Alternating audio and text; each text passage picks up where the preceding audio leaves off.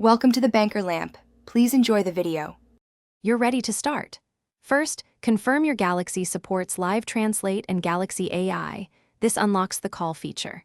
Next, open Settings and grant microphone and phone permissions for the phone and Translate apps, because without them the service can't capture audio. Once done, connect to a stable Wi-Fi or a strong 4G/5G signal to reduce lag. Finally, open the phone app and locate the Live Translate toggle. Turn it on so the system can intercept and translate. During the call, tap the Live Translate icon in the call controls to begin translation immediately. Choose the source and target languages. You can switch between speech translation and on-screen captions depending on privacy or noise. Make sure the correct microphone source is selected and route audio to speaker or Bluetooth as needed. If the other party speaks fast, enable real-time captions to follow along.